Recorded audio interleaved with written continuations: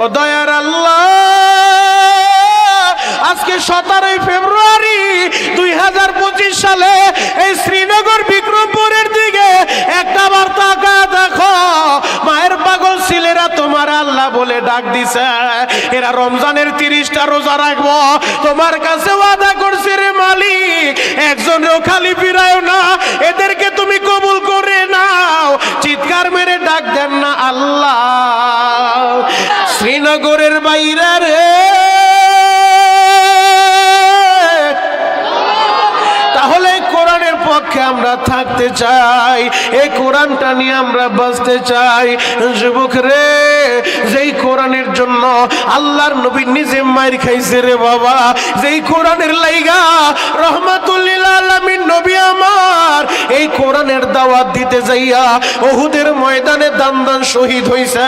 আপনারা সকলেই জানেন, মদিনা থেকে মাত্র 4 কিলোমিটার দূরত্ব উহুদের মাঠটা। গত 2 মাস আগে আমি উহুদের ময়দান থেকে আসছি। এই জায়গায় যারা হাজী আছে ওই হাজীদের কাছে জিজ্ঞেস করে দেখবেন, মদিনা থেকে 4 কিলোমিটার দূর ওই উহুদের ময়দান, উহুদের ময়দানে 70 জন সাহাবী ঘুমায় রইছে। আহারে, যে উহুদের ময়দানে হযরতে হামজা ঘুমায় রইছে, যে উহুদের ময়দানে আল্লাহর নবীর চাচা হযরতে হামজা ঘুমায় রইছে। ও আমার দাড়ি পাকা বাবাজিরা, ওই উহুদের ময়দানে গেলে কোনো আশেক সহ্য করতে পারে না। প্রতিটা আশেকের দিলটা আহারে জ্বলিয়া পুড়িয়া সারকার হয়ে যায়, চোখের পানিগুলা জড়াইতে থাকে আর কাঁদতে থাকে, বলে মালিক রে, এই ময়দানে আইসা তোমার বন্ধু মাইর খাইছে, এই ময়দানে আইসা তোমার বন্ধু রক্ত জড়াইছে। ও দয়ার আল্লাহ, এই কোরআনের লাইগা তোমার বন্ধু দান দান শহীদ করছে। ও আমার ভাগ্যকুল শ্রীনগরের ভাইরা, এক নজরে আমার দিকে তাকায় থাকবা। আমি দেখতে চাই এই ময়দানে আশেকের রাসূল কয়জন আছো। আশেক শুধু দাবি করলেই হওয়া যায় না, নবীর খাঁটি আশেক যারা, নবীর কষ্টের কথা শুই না, এই আশেকদের দিল দিয়া আহারে আশেকের কলিজাটা জ্বালাইয়া পুরাইয়া চোখের পানিগুলা ছাইরা দিবা, আর চোখের পানি জড়াইয়া আমার মাওলারে বলবা, মালিক রে, মরার আগে একবার তোমার নবীর রওজাটা আমারে দেখাও। নবীর রওজা না দেখাইয়া আমারে তুমি কবরে নিও না রে আল্লাহ।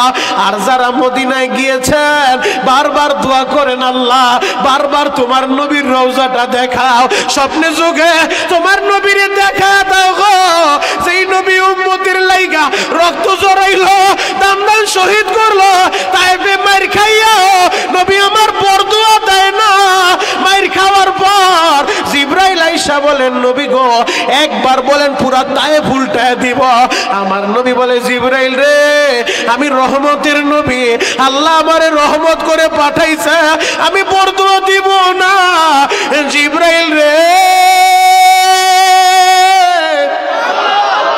আমি যদি বরদুয়া দেই তাহলে কারা আমার আল্লাহরে আল্লাহ বইলা ডাক দিব? যদি সবাইরে ধ্বংস কইরা দাও, আমি কার কাছে যায় কোরআনের দাওয়াতটা দিব? আমি কার কাছে যাইয়া আল্লাহর দাওয়াতটা দিব, তাওহীদের কথা বলবো? ও জিবরাইল, আমি বরদুয়া করব না। ও যুবক, আমি যেই কথাটা বলতেছিলাম, রহমাতুল লিল আলামিন নবী আমার এই কোরআনের লাইগা, ইসলামের লাইগা জিহাদের ময়দানে, উহুদের ময়দানে দাঁড়ায় গেছে। আমার নবীর সাথে সাথে তার সাহাবীরা দাঁড়ায় গেছে। যুদ্ধ যখন শুরু হয়েছে, রুমা পাহাড়ের অপর দিক থেকে অতর্কিতভাবে বেঈমানরা যখন হামলা চালাইলো, আমার নবীর মাথার ভিতরে একটা লোহার হেলমেট ছিল, পিছন দিক থেকে একটা বেঈমান এমন জোরে কোপ মারছে গো বাবা, আমার নবীর মাথার উপরে ওই লোহার হেলমেটটা ভাইঙা এই চোয়ালের মধ্যখান দিয়া ডুইকা আমার নবীর কাঁচা 2টা দাঁত শহীদ হয়ে গেছে গো। আমার নবীর সাথে সাথে মুখের ভিতরে হাতটা দিয়া নবী আমার বেহুশ হয়ে ময়দানে পড়ে গেছে, ময়দানে পড়ে গেছে। শ্রীনগরের বাইরে রে, আমার নবী নবীর শরীর দিয়া রক্ত ঝরতে ঝরতে নবী যখন বেহুশ ময়দানে পড়ে আছে, এই দৃশ্যটা দেখা বেঈমানগুলা সংবাদ ছড়ায় দিল, কুতিলা মুহাম্মদ, মুসলমানের নেতা মুহাম্মদ আর দুনিয়ায় বাইচা নাই, মুসলমানের নবী শহীদ হয়ে গেছে, মুসলমানের নবী আর বাইচা নাই, বাইচা নাই। এই এলানটা যখন পুরা ময়দানে ছড়ায় গেল, সাহাবায়ে কেরাম যারা এত সময় যুদ্ধ করতেছিল তাদের ভিতরে শোকের ছায়া নাইমা গেছে। আমার নবী যদি না থাকে আমরা কার জন্য তরবারি ধরবো? আমার নবী যদি না থাকে আমরা কার জন্য যুদ্ধ করব? পুরা ময়দান স্তব্ধ হয়ে গেছে, সকলের ভিতরে শোকের ছায়া নাইমা গেছে। বেঈমানগুলা উল্লাস শুরু করে দিল, মুসলমানের নেতা নাই, মুসলমানের নেতা মুহাম্মদ শহীদ হয়ে গেছে। এই সংবাদটা শুধু উহুদের ময়দানে ছিল না, 4 কিলোমিটার দূর মদিনার অলি গলির ভিতরে ছড়ায়া দিছে, মুসলমানের নবী নাই, মুসলমানের নবী শহীদ হয়ে গেছে। শ্রীনগরের ভাইরা রে, আমার নবীর সাহাবী হানজালা, যেই হানজালা নতুন বিয়ে করছে, নবীর সাথে জিহাদের ময়দানে আসতে চেয়েছিল, আমার নবী তারে আনে নাই। বলছে হানজালা তুমি তোমার বিবির সময় দিবা, এখন জিহাদে যেতে হবে না। ওই হানজালা গোসলখানায় ঢুকছে ফরজ গোসল করার লাইগা, কে যেন ডাক দিয়ে বলে হানজালা রে আমার নবী বাইসা নাই। ও হানজালা, উহুদের ময়দানে নবী শহীদ হয়ে গেছে। হানজালা এই কথাটা শুই না একটা দরমাইরা ঘরের ভিতরে ঢুকছে, তরবারিটা হাতে নিয়া ঘর থেকে বের হয়ে যায়। বিবি বলে স্বামী গো আপনি কোথায় যান রে স্বামী? আপনি গোসলখানায় গেলেন, গোসল না কইরাই রুমে আসলেন, আবার তরবারি নিয়ে কই যান? বিবি রে আমারে ডাইকা ডিস্টার্ব করিস না রে বিবি, আমি গোসল করতে গেছিলাম। ও বিবি আমি শুনলাম আমার নবী নাকি উহুদের ময়দানে শহীদ হয়ে গেছে। বিবি রে আমি যদি এখন গোসল করতে যাই, যে বেঈমানগুলো আমার নবীরে মারছে ওরা তো ময়দান থেকে পালায়া যাইব। বিবি রে আমি গোসল করব না, আগে ময়দানে যাব, আমার নবীরে যারা আঘাত করছে আমি ওদের জবাব নিব, এরপর আমি গোসল করব। এর আগে দুনিয়ার পানি দিয়ে গোসল কইরা আমি সময় নষ্ট করতে চাই না, আমারে ডিস্টার্ব করিস না। হানজালা পাগলের মতো ছুটছে, আল্লাহু আকবার। নবীরে কি পরিমাণ ভালোবাসছে। হানজালা রওনা দিয়া দিছে, এই দিক দিয়ে নবী আমার বেহুশ ময়দানে পড়ে আছে। হযরত আবু বকর আমার নবীরে ধইরা পাহাড়ের উপরে উঠাইছে, হাজীদের কাছে জিজ্ঞেস কইরা দেখবা আমি তোমাদের জন্য দোয়া করি আল্লাহ যেন একবার হইলো দেখার সুযোগ দেয়। পাহাড়ের চূড়ার উপরে নিয়ে গেছে হযরত আবু বকর, পাহাড়ের চূড়ার উপরে নিয়ে আমার নবীরে বসাবে, লম্বা একটা পাথর 2টা টুকরা হয়ে আমার নবীর বসার ব্যবস্থা করে দিছে। আল্লাহু আকবার। আবু বকর কান্দার বলে পাথর আমার নবী চিনল, বেঈমানগুলা চিনলি না, চিনলি না। আমার নবীর ওই জায়গায় শোয়া রাখছে। ইন দ্য মিন টাইমে জিবরাইল আমিন আইসা আমার নবীরে প্রশ্ন করে, নবী গো বলেন আপনার আঘাতের ব্যথাটা কেমন লাগে, রিপোর্টগুলো আল্লাহর কাছে পৌঁছাইব। নবী ওই মুহূর্তেও বলে জিবরাইল রে আবার দাঁত ভাঙ্গার ব্যথার খবর নিলা, মাথায় আঘাত লাগার ব্যথা খবর নিলা, উম্মতের ব্যথাটা কত একটা বারো কি জিগাইলা না? এই উম্মতের ব্যথাটাই দিলের ভিতরে কত। যুবক কেমনে ওই নবীরে ভুইলা যাও? ওই নবী কোরআনের জন্য উহুদের ময়দানে রক্তাক্ত হয়ে পড়ে আছে, এরপর ওই উম্মতেরে ভুলে না।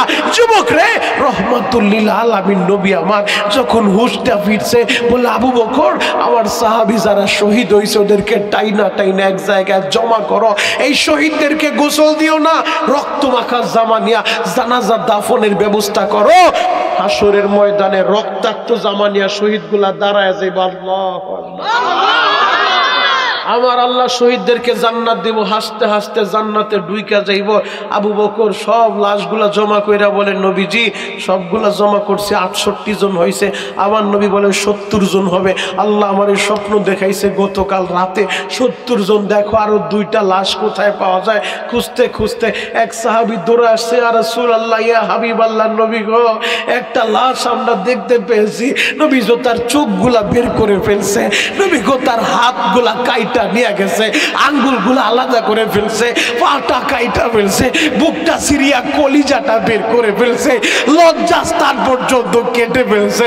নবী গো আপনি একটু আসেন, তার চেহারাটা ক্ষত বিক্ষত করে ফেলছে, চিনা যায় না। আমার নবী দূর থেকে তারা চোখের পানি ছেড়ে দিছে। আমার সাহাবীরা, তোমরা কি চিনো না চিনো না? আরে এটা তো আমার চাচা হামজা। বেঈমানগুলো আমার চাচার সাথে কি আচরণটা করছে? আমার চাচার হাতের আঙ্গুলগুলা কাইটা বলাইছে, হাতগুলা কাইটা বলাইছে, পাগুলা কাইটা বলাইছে, আহারে পুরা বডিটা সিরিয়া কলিজাটা বের করে ফেলছে। ও যুবক ভাইরা, দাড়ি পাকা বাবাজিরা, এ কোরআন এমনি এমনি আসে নাই রে ভাই। ওই হামজালার, ওই হযরতে হামজার কলিজার বিনিময়ে আমরা কোরআন পাইছি, নবীর দাঁতের বিনিময়ে কোরআন পাইছি, নবীর রক্তের বিনিময়ে কোরআন পাইছি, নবীর সাহাবীদের জীবনের বিনিময়ে কোরআন পাইছি।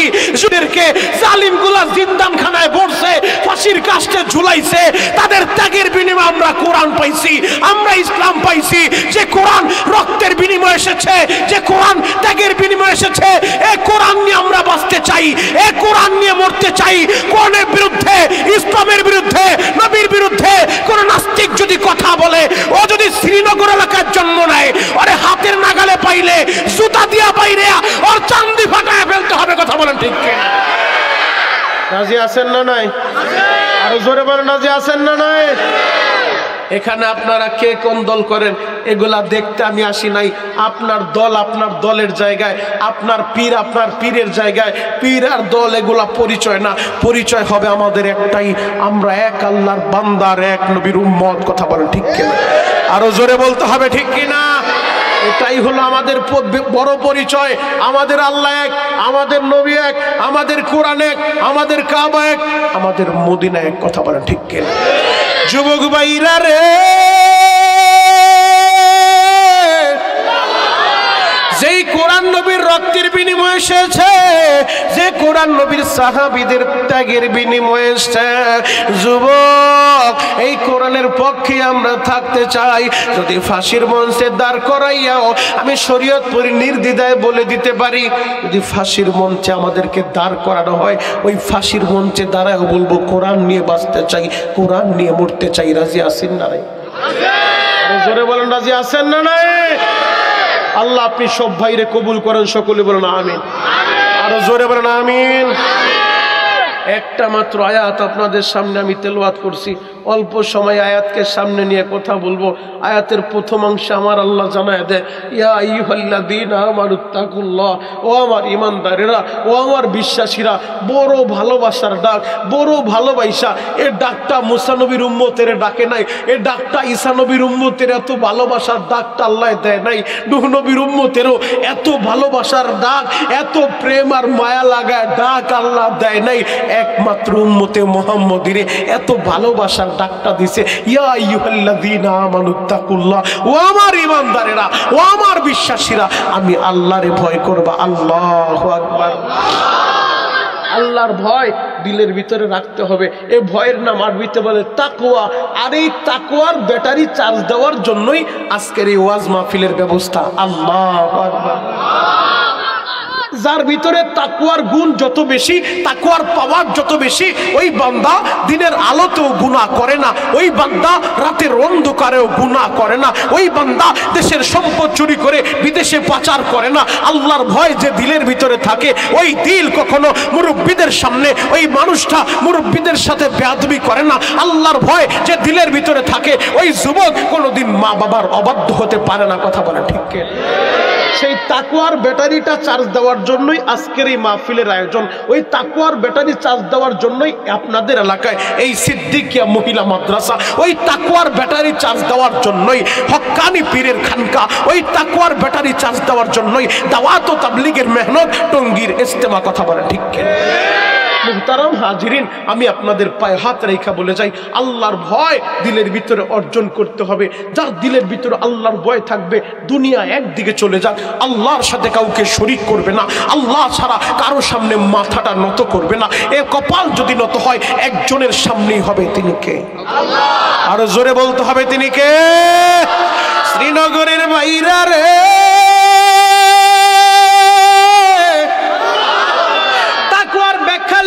যাইয়া তাফসীরে জালালাইন কিতাবের লেখক আল্লামা জালালউদ্দিন সুয়ুতী রাহমাতুল্লাহ আলাইহি শরহুস সুদুর নামক কিতাবের ভিতরে আল্লাহর ওলি একটা ঘটনা উল্লেখ করেন। তিনজন যুবক, মায়ের তিনটা সন্তান, যাদের দিলের ভিতরে ছিল তাকওয়া, আল্লাহর ভয়। যে যুবকের দিলে আল্লাহর ভয় থাকে, ও যুবক রাতের অন্ধকারে গোপনে ঘরের বাতি বন্ধ করেও গুনাহ করতে পারবে না। এই যে কয়েকদিন পরে মাহে রমজান আসতেছে, মাহে রমজান কেন আল্লাহ নাজিল করছে, রমজানের রোজা কেন ফরজ করছে? বান্দারে মুত্তাকি বানানোর জন্য। আর মুত্তাকির প্রতিদান হলো একমাত্র আল্লাহর জান্নাত। সুবহানাল্লাহ, আরো জোরে বলেন না সুবহানাল্লাহ। আল্লাহ রমজানের রোজা ফরজ করছে কেন? তাকওয়ার গুণ অর্জনের জন্য, বান্দারে মুত্তাকি বানানোর জন্য। আর যে মুত্তাকি হবে তার অন্য কোনো প্রতিদান নাই, প্রতিদান একটাই, আল্লাহ তারে জান্নাত দান করবে। আল্লাহু আকবার। রমজানের রোজা কতটা তাকওয়ার পাওয়ার, ব্যাটারিটা চার্জ কতটা বাড়ায় দেয় জানো? একটা যুবক রমজান মাসে রোজা রাখে, ওই যুবকটা প্রচন্ড গরমে কলিজাটা শুকায় গেছে, ফ্রিজের ভিতরে ঠান্ডা পানি আছে, ও জানে ঘরের ভিতরে কেউ নাই, এরপরও ফ্রিজ থেকে ঠান্ডা পানিটা বের করে এক ডোব ঠান্ডা পানি পান করে না। একজনের ভয়, তিনি কে? ও চাইলে গোসলখানায় ডুইকাও তো গোপনে খাইতে পারে, তাও করে না। ও চাইলে পদ্মা নদীর ভিতরে ডুব মারছে, এক ডোব পানি যদি গিলে ফেলে কেউ ওরে দেখবেও না, জানবেও না, বুঝবেও না, এরপরও পানির নিচে ডুব দিয়েও ওই যুবক এক ডোব পানি পান করে না। একজনের ভয়, তিনি হলো আল্লাহ, যে দুনিয়ার কেউ না দেখতে পারে, কেউ না জানতে পারে, কেউ না বুঝতে পারে, আমার মাওলা তো আমাকে দেখতেছে। আমি পানির নিচে ডুব দিয়েও যদি এক ডোব পানি পান করি, আমার মালিকের চোখ ফাঁকি দেওয়ার সুযোগ নাই, আমার আল্লাহ আমাকে দেখতেছে। রমজানের রোজা আল্লাহ ফরজ করছে এই জন্য, বান্দারে তাকওয়ার গুণ অর্জন করানোর জন্য, বান্দারে মুত্তাকি বানানোর জন্য। আর যদি বান্দা মুত্তাকি হয়ে যায়, অন্য কোনো প্রতিদান নাই, প্রতিদান একটাই, আল্লাহর জান্নাত। আল্লাহু আকবার। তাহলে তাকওয়ার গুণ অর্জনের দরকার আছে না নাই? আরো জোরে বলেন, আছে না নাই? তাকওয়া, আল্লাহর ভয়, আল্লাহর ভয়, আল্লাহর ভয়। আল্লাহর ভয় যদি চেয়ারম্যানের দিলের ভিতরে থাকে তাহলে গম চুরি হবে না, মেম্বারের দিলে থাকলে গম চুরি হবে না, এমপি মন্ত্রীর দিলের ভিতরে থাকলে গরিবের টাকা চুরি কইরা বিদেশেও যাবে না। কথা বলেন ঠিক কিনা? আরো জোরে বলতে হবে ঠিক কিনা? এজন্য আল্লাহর ভয়টা আগে জরুরি। একজন পুলিশ আসামি দইরা ওরে পিটায়ও, সাধারণ চোর, ছেঁচড়া চোর, আমাদের গ্রামের ভাষায়, আমার বাড়ি তো শরীয়তপুর, গ্রামের বাড়ি শরীয়তপুর, যদিও বাড়ি শরীয়তপুর, আমি ছোট থেকে বড় হয়েছি বিক্রমপুর, আপনাদের মুন্সিগঞ্জ, অতএব আপনাদের ভাষা আমাদের ভাষা মোটামুটি কাছাকাছি। ওই ছেঁচড়া চোর যেগুলো আছে, ওই ছেঁচড়া চোর একটারে ধইরা পুলিশ রিমান্ডের ভিতরে দিছে, জেলের ভিতরে ঢুকাইছে, জেল থেকে বের হইয়া ওর প্রমোশন হয়েছে, এখন ছেঁচড়া চোর না, ও ডাকাইত হয়ে বের হয়েছে। কথা বলে ঠিক কিনা? আরো জোরে বলেন ঠিক কিনা? আর ছেঁচড়া চোর জেলে ঢুকলে প্রমোশন হয়। আমি ছিলাম ছেঁচড়া, এখন হবো ডাকাইত, কারণ আমি জেলঘাট খাইতে আসছি। জেলে কোথায় কি আছে আমার ভালো করে জানা আছে। মুহতারাম হাজিরিন, আর যদি আল্লাহর ভয় দিনের ভিতরে থাকে, ও ছেঁচড়া চুরিও করবে না, ডাকাতিও করবে না, দিনের আলোতেও করবে না, রাতের অন্ধকারেও করবে না। কথা বলেন ঠিক কিনা? যুবক ভাইরা রে,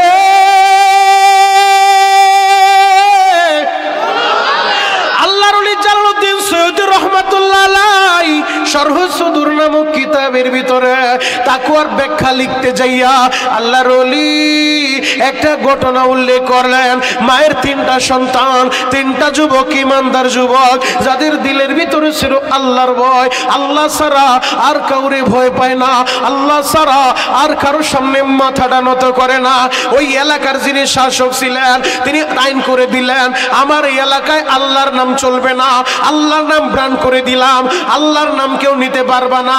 ও আমার শ্রীনগরের ভাইরা রে, আমি আপনাদের কাছে জানতে চাই, যদি আপনাদের এই ভাগ্যকুল এলাকায় দাঁড়াইয়া কেউ মাইক্রোফোন হাতে নিয়ে বলে আগামীকাল থেকে কেউ মসজিদে যাইবা না, কেউ আর আল্লাহর নাম নিবা না, ওই নেতা এই ডিগলারটা দিয়া সুস্থভাবে বাড়িতে যাইতে পারবো না? আরে জোরে বলেন না। আমার চাচা নিজে হাঁটতে পারে না, লাঠিতে বর করে হাঁটে, ওই চাচা ও সিরাজতাটা বাইর কইরা ওর চান্দির উপরে মারবো। কথা বলেন ঠিক কিনা? মানে বাসি আর মরি, তোর মতো একটা টাটকা বদমাইশের কপালে একটা জুতার বাড়ি দিয়েই যাবো। কথা বলেন ঠিক কিনা? আল্লাহর ভয় দিলে থাকলে ওরা কারোর সামনে মাথা নত করে না।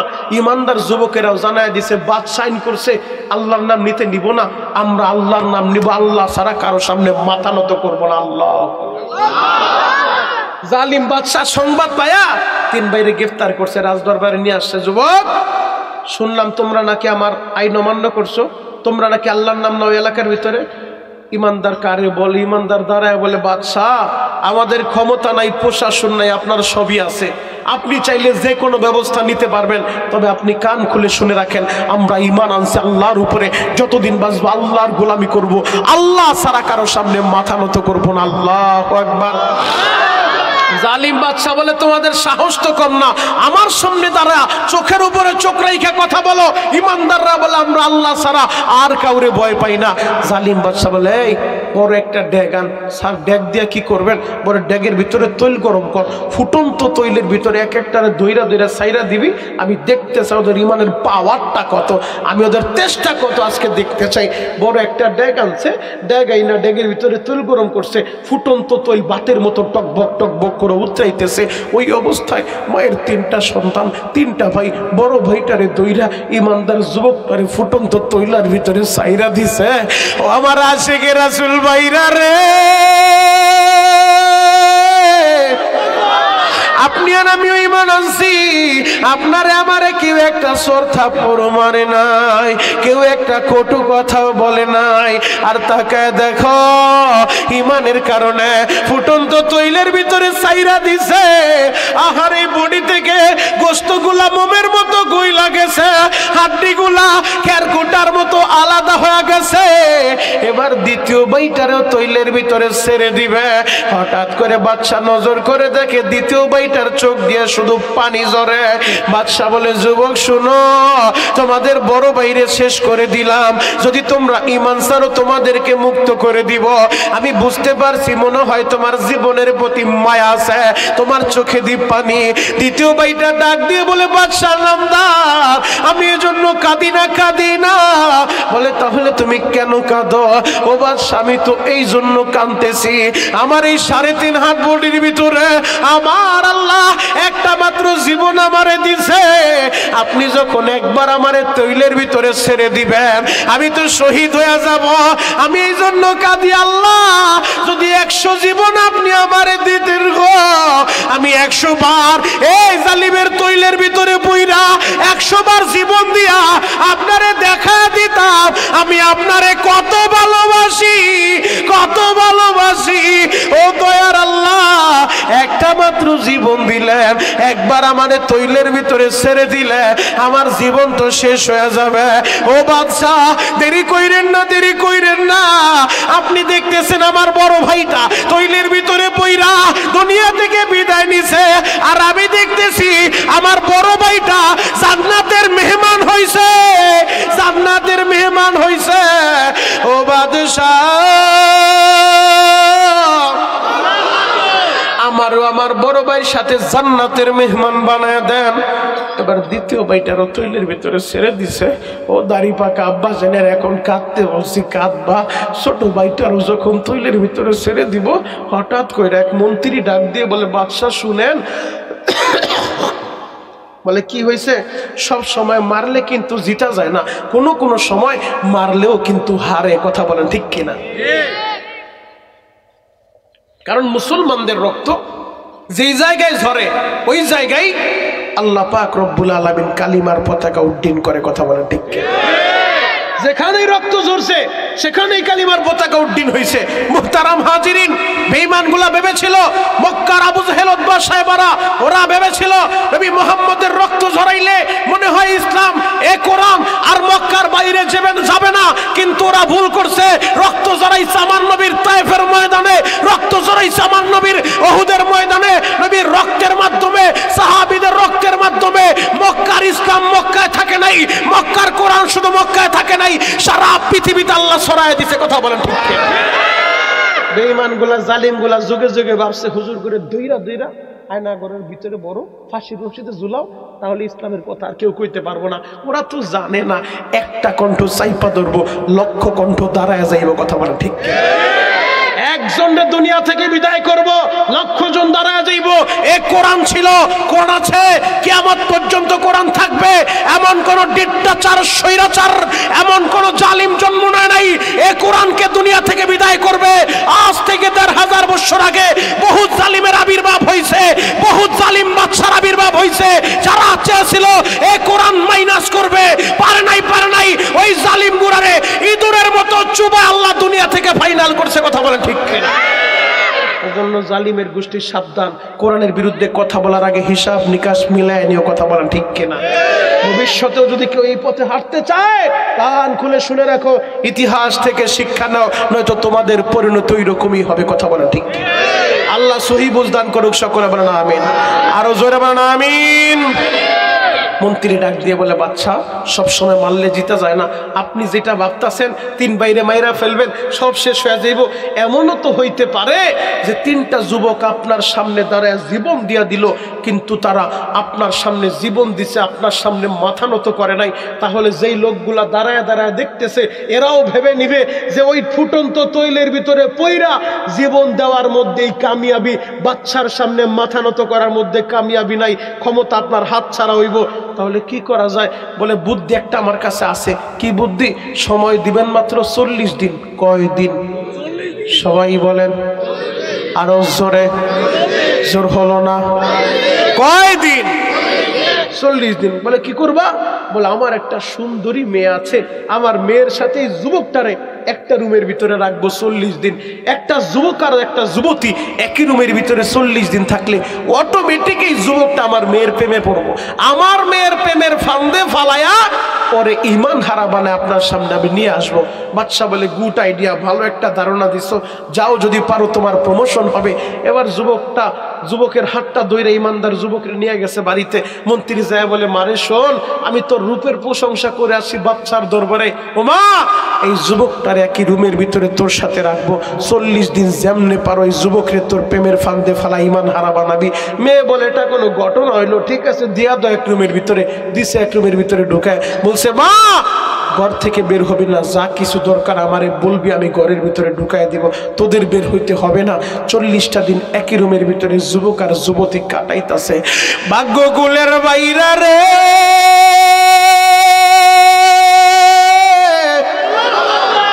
40টা দিন যখন পার হয়ে গেছে, এবার 40 দিন পর মন্ত্রী তার মেয়ের ডাক দিছে, ও মা, একই রুমের ভিতরে যুবকের সাথে 40টা দিন কাটাইলি, এই 40টা দিনের ভিতরে তোদের মধ্যে অনেক কিছুই ঘটছে রে মা, কিছু ঘটনা, কিছু কারগুজারি আমারে বল।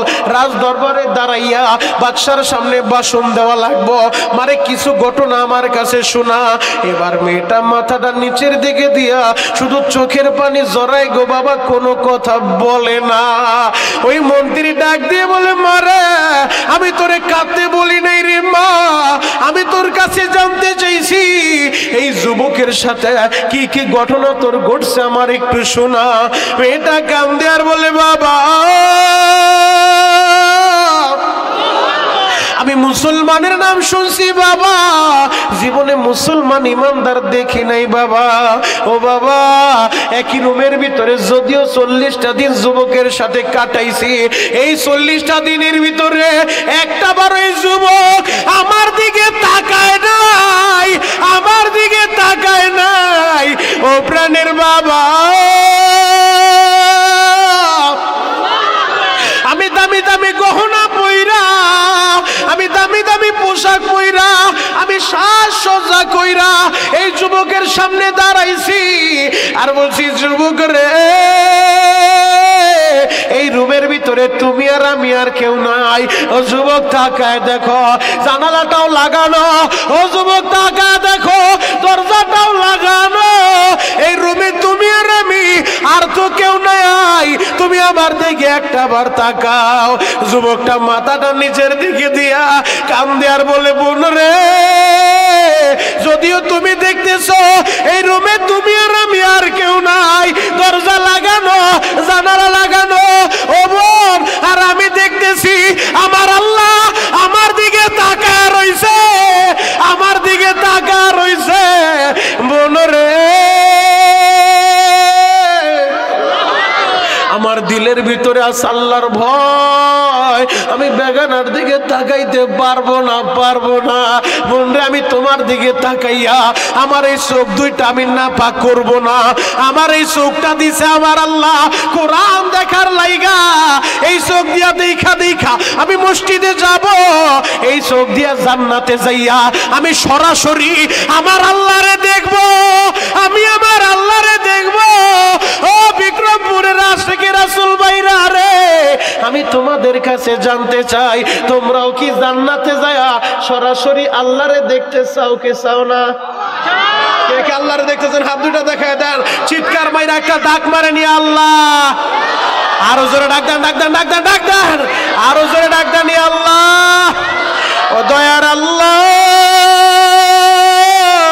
আজকে 17 ফেব্রুয়ারি একটাবার তাকা দেখো গো, এই বিক্রমপুরের যুবকেরা এরা জান্নাতে যাইয়া এরা তোমারে দেখতে চায়, এরা তোমার দিদার চায়।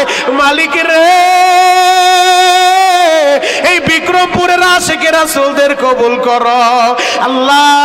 আমাদের সবাইকে তোমার দিদার তুমি নসিব করবা। চিৎকার মেরে বলেন আমিন। হাতটা নামান। এজন্যই তো আমার নবী বলে জান্নাতের ভিতরে যাইয়া এক শ্রেণীর আশিকেরা পাগলের মতো হয়ে যাইব, এরা পাগলের মতো ছুটতে থাকবো আর বলবো আমার মাওলাই কই, আমার আল্লাহরে দেখার লাইগা দুনিয়ায় ওয়াজের মাহফিলে দৌড়াইছি, ওই ওয়াজের মাহফিলে যাইয়া আমি আমার মালিকের দেখাটা পাই নাই।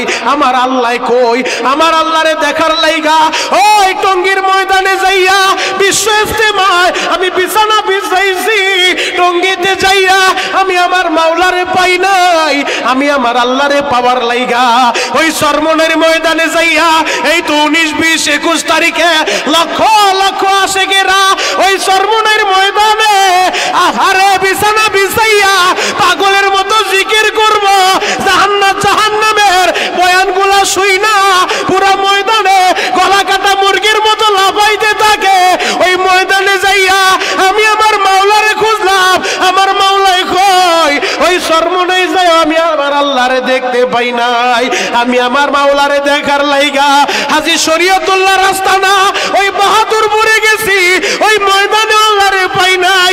আমি আমার মাওলারে পাওয়ার লাইগা ওই সারসিনার ময়দানে গেছি, ওই ময়দানে যাইয়া আমি আমার মাওলার দিদার পাই নাই। আমি আমার মাওলারে পাওয়ার লাইগা উজানির দরবারে গেছি, উজানি যাইয়া আমি আমার মাওলারে পাই নাই। আমি আমার মাওলারে দেখার লাইগা এশারের সময় মসজিদে হাজির হইছি, এশারও মালিকেরে পাইলাম না। আমি আমার মাওলারে দেখার লাইগা রাত 3টার সময় যখন মানুষগুলা ঘুমা যায়, আমি তাহাজ্জুদের নামাজে দাঁড়াইছি। আমি আমার মাওলারে একটা নজর দেখার লাইগা ওই তাহাজ্জুদেও পাই নাই, ফজরে হাজির হইছি, ফজরেও পাই নাই। আজকে জান্নাতে আইলাম, আমার মাওলাই কই, আমার মাওলাই কই, আমি আমার মাওলারে দেখতে চাই। আল্লাহর নবী বলে জান্নাতীরা পাগলের মতো হয়ে যাইব। আমার আল্লাহ তখন বলবো জান্নাতীরা একটু অপেক্ষা করো, আমি তোমাদের সাথে আমার দিদার দিব রে জান্নাতীরা। ও জান্নাতীরা, আমি তোমাদের সাথে সরাসরি দিদার দিব। আমার আল্লাহ যে আরশে বসবে, ওই আরশের সামনে, ওই কুরসির সামনে 70,000 নূরের পর্দা টানানো আছে। ও আমার যুবক বন্ধুরা, ওই যে মুসা নবী, জামানার পয়গম্বর মুসা, সেই মুসা নবীর লকব হলো কালিমুল্লাহ। আল্লাহর সাথে কথা বলতো তুর পাহাড়ে দাঁড়াইয়া। একবার কথা বলতে বলতে মুসা নবী ডাক দিয়ে বলে, ও দয়ার আল্লাহ, কথা বলতে বলতে পর্দার আড়াল থেকে আর ভালো লাগে না, রব্বি আরিনি, আল্লাহ আমারে একবার দেখা দাও, আমি তোমারে দেখতে চাই। ও আশিকে রাসূল ভাইরা রে, চোখের পানিগুলা রেডি করো। মুসা নবী বলে রব্বি আরিনি, আল্লাহ আমারে দেখা দাও, আমি তোমারে দেখতে চাই। ওই পর্দার আড়ালে কথা বইলা আর ভালো লাগে না, একটাবার দেখাও গো। আমার আল্লাহ বললাম তারনি, ও মুসা পারবা না, আমারে দেখতে পারবা না। মুসা নবী বলে রব্বি আরিনি, আল্লাহ বললাম তারনি। মুসা নবী নসর বান্দা হাল ছাড়ে না বাবা। মুসা নবী বলে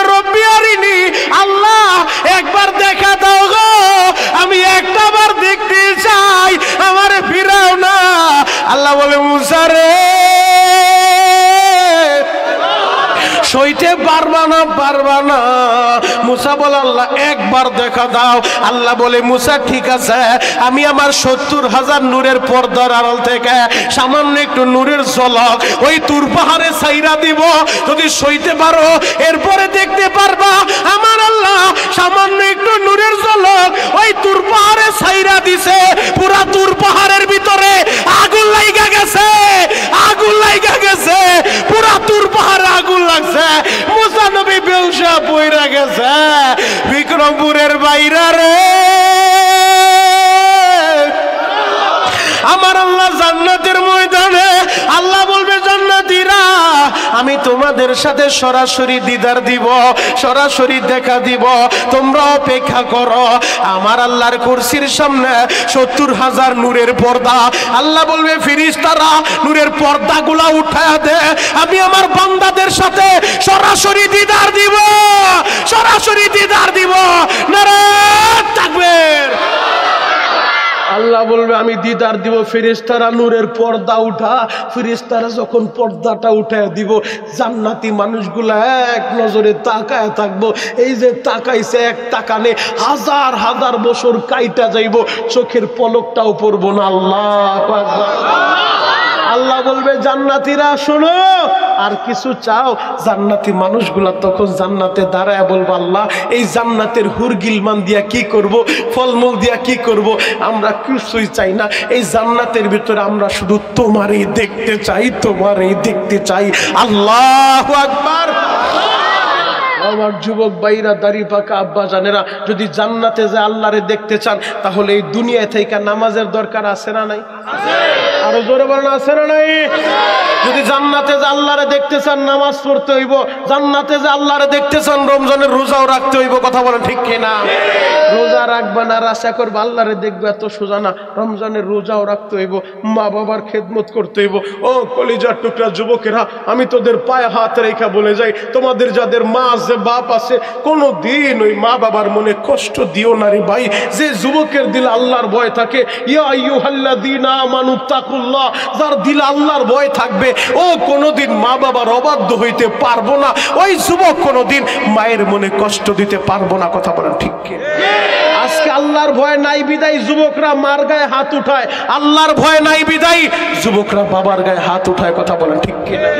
গতকালকে মোবাইলে একটা ভিডিও দেখছি, সেই ব্রাহ্মণবাড়িয়া 17-18 বছরের একটা পোলা আর মায়ের নিজের হাতে জবাই দিছে। আহারে, কোরাল দিয়া কোবায়া মায়ের মারছে, ঘরের দরজা লাগায়া। এলাকার মানুষজন যখন যাই না ফেলছে, চতুর্দিক থেকে মানুষজন আসছে, থানায় খবর দিছে।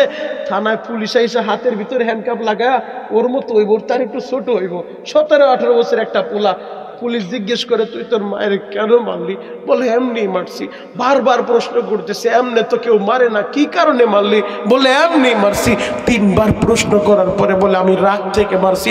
তোর রাগটা কেন হইলো? বলে রাগটা হওয়ার কারণ হইলো আমার মা আমার সবার সাথে যাইতে দেয় না, মিশতে দেয় না। কারণ ওর মা তো দেখতেছে আমার ছেলে খারাপ সঙ্গ পায়া গেছে, নেশাখোরদের সাথে চলে, ইয়াবা বাবাখোরদের সাথে চলে। এজন্য মা চাইছে ছেলেটারে ভালো বানানোর জন্য। মাই চাইছে আমার ছেলে যদি নেশাখোরের সাথে চলে ও তো নেশাখোর হয়ে যাইব, খারাপ সঙ্গ পায়া গেছে। মা ছেলের ভালো বানাইতে চাইছে, আর কপাল পোড়া যুবক নিজের হাতে মায়ের দুনিয়া থেকে বিদায় কইরা দিল। আমার বিক্রমপুরের যুবক রে, সারা দুনিয়া পাগলের মতো ঘুরবি, তোর মার মতো একটা দরদি এ পৃথিবীর কোথাও পাইবি না, পাইবি না রে ভাই। তোর বাবার মতো একটা দরদি এ পৃথিবীর কোথাও পাইবি না রে ভাই।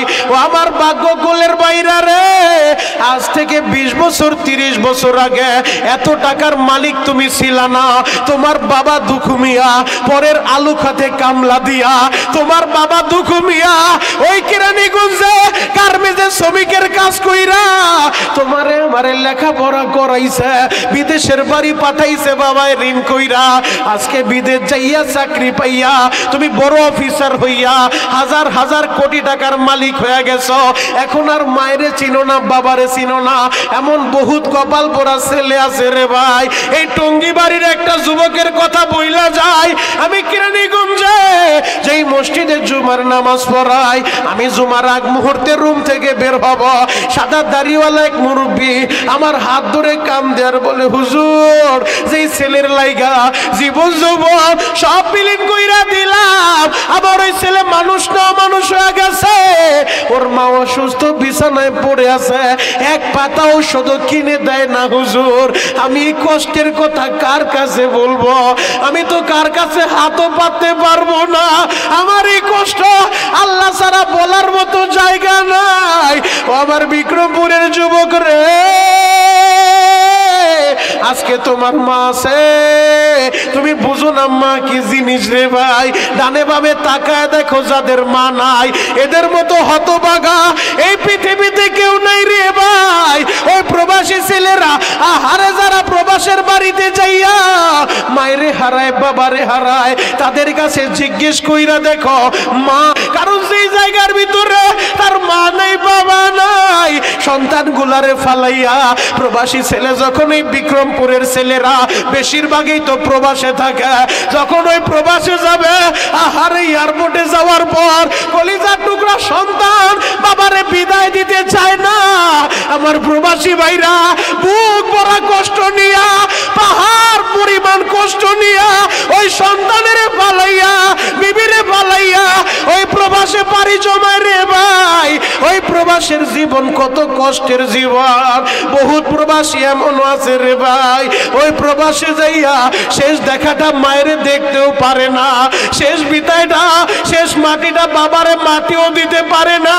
ওই মোমেন শাহী বালুকার একটা যুবক, আমি গত রমজান মাসে আমার নবীর রওজাটা জিয়ারত কইরা আমি যখন বের হইছি, হঠাৎ করে বালুকার একটা যুবক প্রবাসী ছেলে একটা দৌড় দিয়ে আমার কাছে আইসা বলে, ও শরীয়তপুরি ভাই, এমন কোন দিন নাই আপনার বয়স শুনি না, আপনি নবীর রওজার পাশে আইছেন, আমার বাবার জন্য একটু দোয়া কইরেন। এই প্রবাসী জীবনটা বড় নিষ্ঠুর। আমি বললাম কি হয়েছে রে ভাই? বলে হুজুর এই প্রবাসে যখন আমি আসব, আমার বাবা দুঃখ মিয়া অনেক মানুষের কাছে ঋণ কইরা আমার এই প্রবাসের বাড়িতে পাঠাইছে।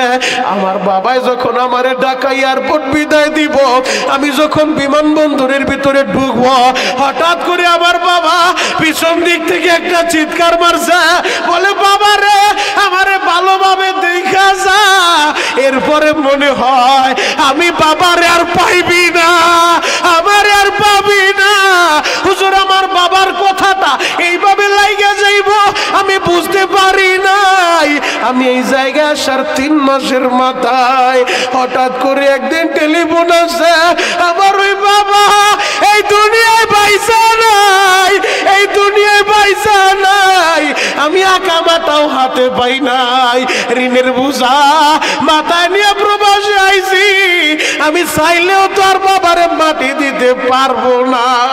আমি আমার বাবারে এই প্রবাসে আসার কারণে মাটিটাও দিতে পারি নাই।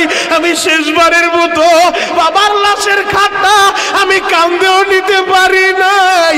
হুজুর আমার বাবার জন্য একটু দোয়া করবেন।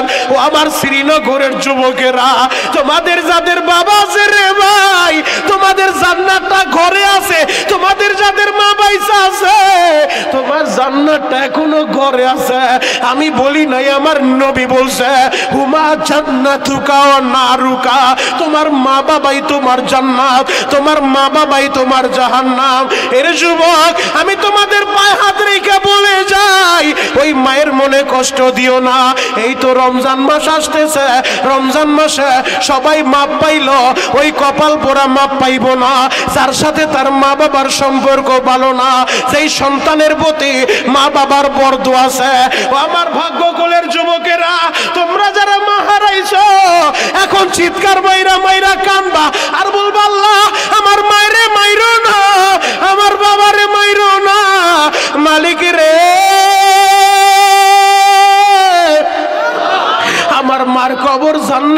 বাগান বানায় দাও। আর যার বাবা আছে মা আছে, তুমি বাড়িতে যাইয়া, আমি শরীয়তপুরীর বয়ানের পরে আগে বাড়িতে যাইয়া মার হাতটা ধইরা হাতের ভিতরে একটা চুমা দিবা আর বলবা মা তুমি যদি আমারে মাফ না করো আমার আল্লাহ বলে মাফ করব না। মা গো তুমি আমারে মাফ কইরা দিও। তোমার মার দোয়া তোমার সাথে থাকলে এই পৃথিবীর কোথাও তুমি ঠেকবা না রে ভাই। আজকে আমি শরীয়তপুরীর কথা শুই না, এই যে দাড়ি পাকা বাবারা কান্দে, মা হারা ছেলেগুলা কান্দে, এইটা আমার ক্রেডিট না, ক্রেডিট না, এটা আমার মা দোয়া, এটা আমার মা দক্ষিণের দোয়া। এই যে আরমান মাহমুদের বাবা সন্তানের জন্য চোখের পানি ঝরায়, সন্তানের জন্য দোয়া করে, ছেলের আলেম বানাইছে, মেয়ের আলেমা বানাইছে। ও আমার যুবক বন্ধুরা, তোমাদের যাদের বাবা আছে মা আছে, তোমরাও মা বাবার দোয়া নিয়ে চইল। ও আমার মুরব্বী বাবাজিরা, আপনাদের যাদের সন্তান আছে সন্তানের জন্য চোখের পানি ঝরাইয়া আল্লাহর কাছে দোয়া করবেন, মালিক রে আমার ছেলেরে কবুল কইরো, আমার ছেলেরে নামাজি বানাইও, আমার ছেলেরে মানুষের মতো মানুষ বানাইও, যেন আমি মরার পরে আমার ছেলেটা আমার বাবার কবরের পাশে দাঁড়াইয়া একটু দোয়া করতে পারে রে আল্লাহ। শ্রীনগরের যুবক রে, এতিমের মনে কত জ্বালা জানো। আমার নবী ছিল এতিম, আমার নবী দুনিয়া আইসা জীবনে কোনোদিন বাবারে দেখে নাই রে ভাই। এই দুনিয়ার জমিনে আইসা রহমাতুল লিল আলামিন নবী আমার জীবনে বাবার কোলে উঠতে পারে নাই। আমার নবী জানে এতিমের মনে কত জ্বালা রে ভাই। আমার নবী জীবনে বাবার চেহারাটাও দেখে নাই। 6 বছর বয়সে গিয়েছিল বাবার কবরটা জিয়ারত করতে। বাবার কবর জিয়ারত করতে যাইয়া মা আমেনারে লইয়া বাড়িতে ফিরার পথে আবুয়া নামক জায়গায় আইসা মায়েরও হারাইছে, মায়েরও হারাইছে। মা আমেনা 6 বছর বয়সে নবীরে রাইখা মায়ও চইলা গেছে রে ভাই। 6 বছরের নবী আমার, মাও নাই বাবাও নাই, আমার নবী চিরয়তীম। এরপরে 8 বছর বয়স পর্যন্ত নবীর দাদা এখন নবীরে দেখা রাখে, নবীরে ঘুম পাড়ায় দেয়, নবীর যা কিছু সুখ দুঃখ দাদার সাথে শেয়ার করে। 8 বছর যখন আমার নবীর বয়স, 8 বছর বয়সে নবীর দাদা আব্দুল মুত্তালিব এই দুনিয়া যাইরা এই দুনিয়া থেকে বিদায় নিছে।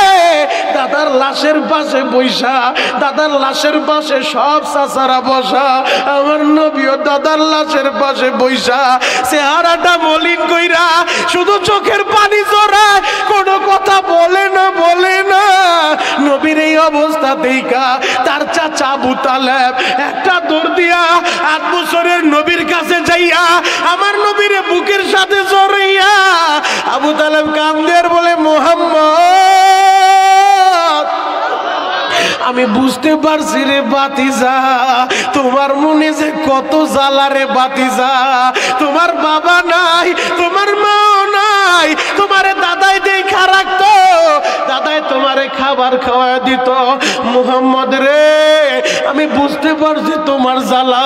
ও বাতিজা তুমি চিন্তা করবা না, আমি তোমার চাচা আবু তালেব তো আছি, আমি খাইলে তুমিও খাইবা, আমি না খাইলে তুমি না খাইয়া থাকবা, আমি তোমারে দেখা রাখবো। মুহাম্মদ রে আমি চাচা তোমারে ভালোবাসবো। ও আমার যুবক বন্ধুরা, তোমাদের যাদের বাবা আছে তোমরাই ব্যথা বুঝবা না রে ভাই। এই মজলিসে যার বাবা নাই তার কাছে জিজ্ঞেস করো, যখন বাবা ছিল তোমাদের টাকা ছিল না, কিন্তু এখন তোমার টাকা আছে, চাইলে পেটিকে পেটিল আপেল কমলা বাবারে দিতে পারো, কিন্তু বাবা নাই, বাবা নাই। এখন বসে বসে কান্দা আর বলবা মালিক রে যখন আমার বাবা ছিল আমার টাকা ছিল না, আর এখন আমার টাকা আছে, আমি গাড়ির মালিক, বাড়ির মালিক, ওই কালীগঞ্জে গার্মেন্টসের মালিক, কিন্তু আমার বাবা নাই। আমার নিজের টাকা দিয়া বাবার একটা আপেল আমি কিনা খাওয়াইতে পারি নাই, আমার নিজের টাকা দিয়া মায়ের একটা আপেল কিনা খাওয়াইতে পারি নাই। ও দয়ার আল্লাহ, আমার মায়েরে তুমি মাফ করে দাও, আমার বাবারে তুমি মাফ করে দাও। ও যুবক, এক নজরে আমার দিকে তাকায় থাকো। মা কারে বলে রে ভাই?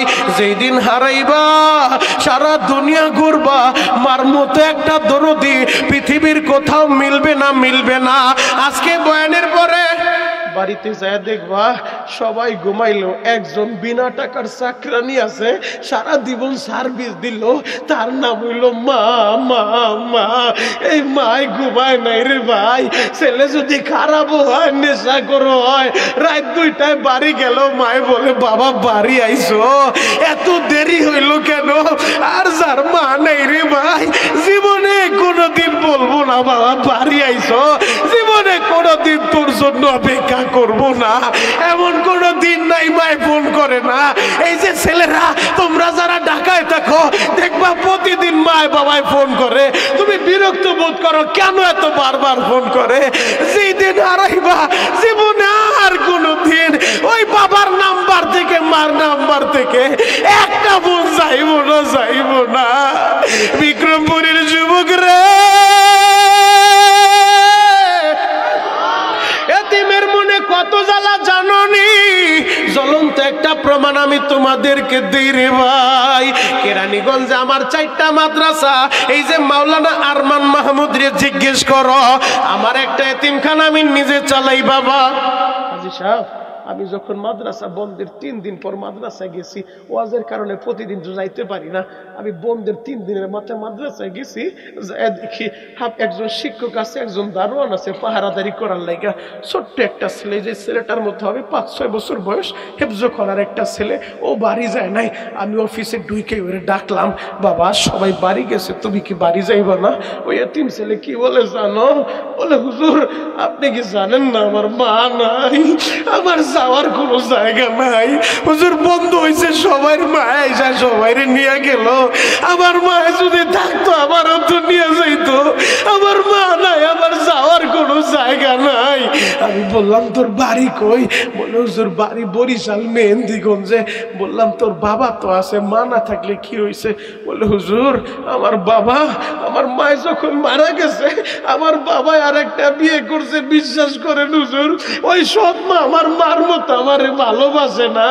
হুজুর বন্ধের সময় মাদ্রাসায় থাকলে আপনার টাকা নষ্ট হইব, আমারে খাবার দিতে হইব, হুজুর আমারে খাওয়ান দিয়েন না, ওই সিঁড়ির গোটায় আমার একটু থাকতে জায়গা দেন, আমি পানি খাই বন্ধের 7 দিন কাটাইতে পারবো, এরপরও সৎ মার কাছে আমারে পাঠায়েন না। শ্রীনগরের যুবক রে,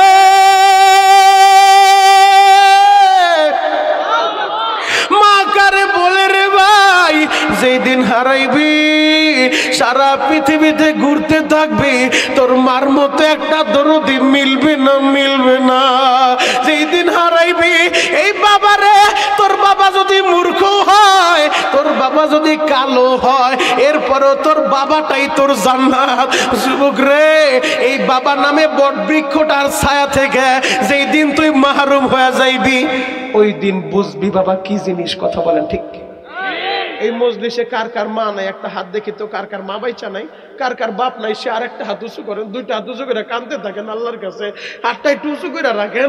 আর তোদের যাদের মা আছে যুবক, তোর একটু ডানে বামে তাকা ভাই, তোর একটু তাকা, তাকা দেখ এই যে মুরব্বী দাড়ি পাকা বাবা, দেখ স্টেজে বৈশা কেমনে কান্দে, মাও নাই বাবাও নাই, বুকের ভিতরে ব্যথা শুরু হয়েছে। এই যে আরমান মাহমুদের বাবায় হাত উঠাইছে মায়ের হারায়া, দেখ কেমনে কান্দে সন্তান গুলা। এই যে দেখো দাড়ি পাকা বাবারা কেমনে কান্দে, তাদের মাও নাই বাবাও নাই। শ্রীনগরের যুবক রে, তোমাদের যাদের মা আছে রে ভাই, তোমাদের যাদের বাবা আছে, তোমরা একটু তাকায় দেখো মা হারা বাপ হারা ছেলের মনে কত ব্যথা। আল্লাহ যাদের মাও নাই বাবাও নাই, ওই মা বাবার কবর এখনই জান্নাতের বাগান বানায় দেন। চিৎকার মেরে বলেন আমিন। হাতটা নামান। আর তোদের যাদের মা আছে বাপ আছে, তোদের পা 2টা আগায়। আমি শরীয়তপুরি বড় পীর সাহেব না, আমি বড় আলেম না, তোদের পা আগায় দিলে আমি তোদের পা ধরতে রাজি আছি ভাই। কোনদিন মার মনে কষ্ট দিস না, দিস না। আমি শরীয়তপুরীর কথা, আজকে আলেমরা কান্দে, প্রতিদিন নাবালেকরা কান্দে, প্রতিদিন যুবকগুলা কান্দে। কেন কেন কাঁদে জানো? গত 2টা মাস আগেও আমি আমার মায়ের কাবাঘরের দরজার সামনে দাঁড় করা আমি আমার মায়ের বলছি, মা ছেলের জন্য একটু দোয়া করো। আমার মা বলে, বাবা এমন কোন রাত যায় না রে বাবা যে রাতে যায় না মাঝে বৈশা তোর জন্য চোখের পানি না জড়াই। ও যুবক, আমার মায়ের দোয়ায় হয়তো আমি বড় পীর সাহেব না, আমি বড় আলেম না, এরপরও এই হাত 2টা দিয়া আমি বহুতবার কাবাঘর ধরছি রে ভাই। আমি বহুতবার হাজুর আসর ধরছি, বহুতবার কাবার দরজাটা ধইরা বলছি, আল্লাহ আমি বাংলাদেশে গেলে যত মার পাগল ছেলেরা আমার মাহফিলে বইসা মা বাবার জন্য কাঁদবো, তোমার নবীর জন্য চোখের পানি জড়াইবো, এদেরকে একবার হইল তুমি হজ করাইবা। যুবক, এই মজলিসে এমন কোন যুবক আছো আমার হাত ধরে আজকে ওয়াদা কইরা যাইবা, মাত্র 2-3টা যুবক তোদের উচিত আল্লাহ চাইলে সবাইরে মাফ করে দিতে পারে। জীবনে যতদিন বাঁচবি কোনোদিন তুই মায়ের কষ্ট দিবি না, জীবনে যতদিন বাঁচবি কোনোদিন তুই বাবারে কষ্ট দিবি না, কোনোদিন মার মনে আঘাতটা করবি না রে ভাই। কারণ আজকে তোর মা আছে তুই বুঝবি না কত যুবক মায়েরে মারে বাবারে মারে। কত জানুয়ারি মাসে আমি মাহফিল করতে গেছিলাম কিশোরগঞ্জে, আমি তো প্রতি মাহফিলেই শেষের সময় বলি বাড়িতে যে মার হাত ধইরা মাপ চাইবি। আমি বয়ান কইরা গাড়ির কাছে গেছি, মোটা সুঠাম দেহের অধিকারী কালো একটা যুবক আমার কাছে দৌড়া এসে বলে, হুজুর একটু দাঁড়ান। হাতটা ধইরা বলে, আপনি বললেন মার কাছে মাপ চাইতে, আমার মতো কপাল পোড়া কেউ নাই হুজুর, আমার তো মায়ের বাইচা নাই। এমনকি আমি আমার মায়ের এই হাত 2টা দিয়া বহুতবার গলা চাইপা ধরছি হুজুর, বহুতবার আমি আমার মায়ের মারছি, তখন বুঝি নাই হুজুর, এখন আমার কি উপায় হইব? আমি বললাম, মার কবরের পাশে দাঁড়ায় কাঁদতে থাকবি আর বলবি, রব্বির হামহুমা কামা রব্বায়ানি সগীরা। আল্লাহ আমার মায়েরে মাফ করো, বাবারে মাফ করো। যদি আল্লাহ মাফ করে তোরে চাইলেও মাফ করতে পারে, কথা বলেন ঠিক কি না? এই শবে বরাতে সবাই মাপ পাইছে, ওই ছেলে মাপ পায় নাই যার অ্যাকাউন্টে মার বর্দ আছে। সবাই মাপ পাইছে, ওই ছেলে মাপ পায় নাই যার অ্যাকাউন্টে মায়ের কষ্ট আছে। যুবক, শবে বরাতেও মার কাছে মাপ চাও নাই, পায়ে হাত রাইখা বলে যায়, আজকে বয়ানের পরে বাড়িতে যা, আগে তোর মার হাতটা তুই ধরিস রে ভাই, মার কাছে একটু মাপটা চায়া নিবি। দেখি তো কোন কোন যুবক আসো বাড়িতে যায় মার কাছে মাপ চাইবা, দেখি তো মার কাছে বাড়িতে যায় মাপ চাইবা। আল্লাহ আমার এই ভাইদেরকে আপনি দেখা রাখেন, এরা মার কাছে মাপ চাইবো, এদেরকে বড় অলি আপনি বাড়ায় দেন আল্লাহ, এদের মায়ের আপনি কবুল করেন, এদের মায়ের হায়াতের ভিতরে বরকত দান করেন। চিৎকার মেরে বলেন আমিন। হাতটা নামান। তাহলে রমজান আসার আগে আজকে থেকে ওয়াদা করে যাবেন, এই বছরে একটা রমজানের রোজাও আমরা ছাড়বো না, 30টা রোজা রাখবো ইনশা। কে কে নিয়ত করতে পারেন? 2টা হাত আল্লাহরে দেখান তো, চিৎকার মেরে একটা ডাক দেন তো, ইয়া আল্লাহ। আরো জোরে ডাক দেন, ইয়া আল্লাহ। ডাক দেন, ডাক দেন, ডাক দেন, ডাক দেন, ডাক দেন, জোরে ডাকতে থাকেন আল্লাহ। আরো জোরে ডাক দেন আল্লাহ। আল্লাহ তুমি কবুল করো ভাগ্যকুল শ্রীনগরবাসী রে,